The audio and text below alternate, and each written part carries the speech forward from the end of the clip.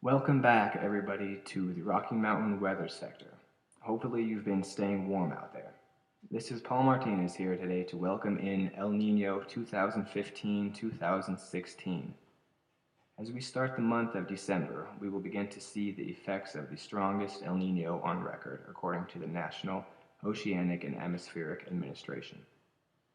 El Nino is an irregular periodic warming of the central and eastern equatorial Pacific Ocean. This patch of ocean warms for about 6 to 18 months every 2 to 7 years. This rise in sea surface temperature can influence the atmospheric weather patterns. Don't ask me to go any further in detail as to how and why it works like this, as I'm not a meteorologist. But what I can tell you from doing a little research is that the term El Nino translates to Christ child, originating from South America. These periodic warmings of the Pacific Ocean near the Americas often is noticed around Christmas time and brings above average rainfall to areas dependent on agriculture and fishing, and above average snowfall to certain areas dependent on winter sport activity.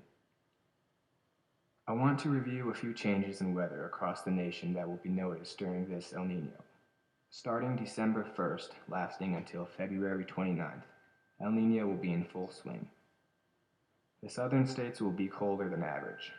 The Gulf Coast states, including Texas, Louisiana, Mississippi, Alabama, and Florida, will all experience below average temperatures, as the northern states experience warmer than average temperatures.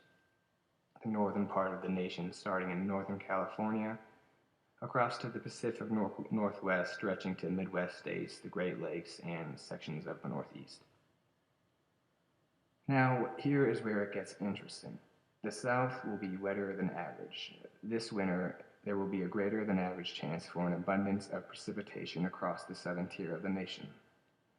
The southern tier of the nation starting in Southern California, and speaking of California, the state could see some minor drought relief from this El Nino.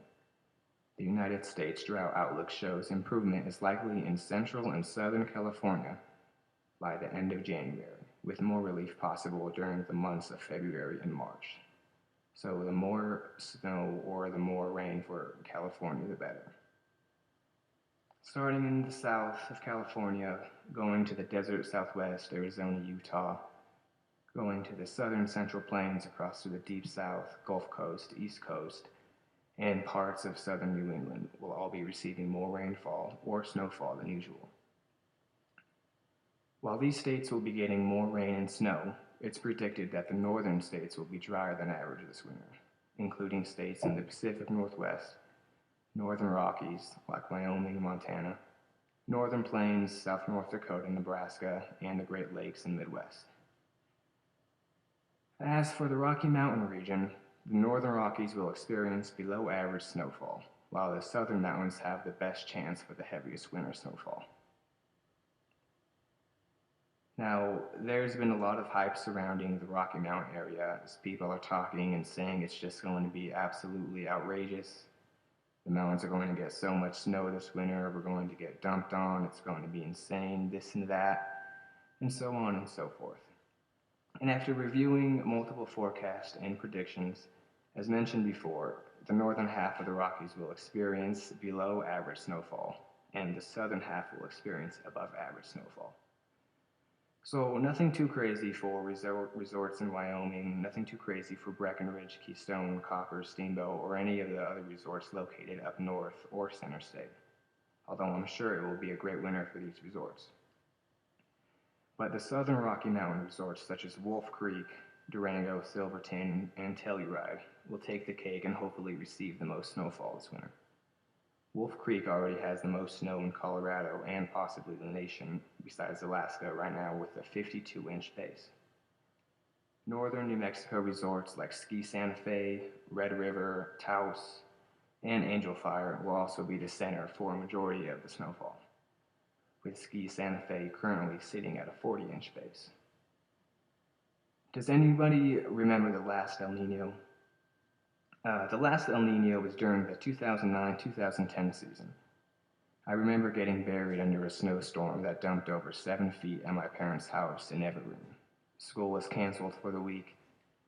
Folks were stuck inside their homes with their cars hidden under several feet of snow, And as we swept off the satellite to receive a few minutes of television, the storm was the focus of the local and the national news.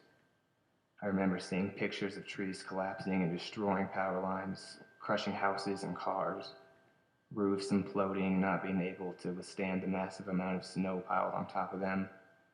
Roads were covered in snow, making travel by road nearly impossible, and travel by air impossible due to whiteout conditions and low visibility. Everyone was stuck.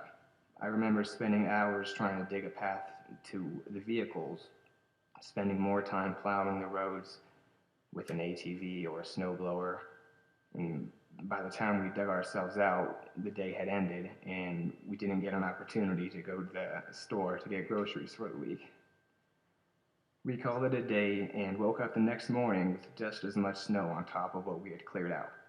Our work for the day had been erased and was completely disregarded by El Nino. We finally ended up getting out of the house later that week and made some trips up to the mountains for some awesome deep powder terms. Hopefully this season's El Nino will bring a storm similar to the one back in 2009, right?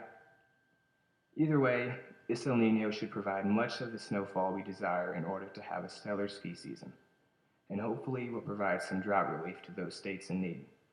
As we begin this 2-month stretch, we prepare ourselves for a plethora of cold weather, snowstorms, ice storms, or other unusual weather conditions, depending on where you live. So take precautions, keep a pair of gloves and an ice scraper in your vehicle. Drive slow, dress appropriate, but more important, have fun playing in the snow. That's it. That's all for today's episode. This is Paul Martinez from the Rocky Mountain Weather Sector. Thanks for listening. Until next time.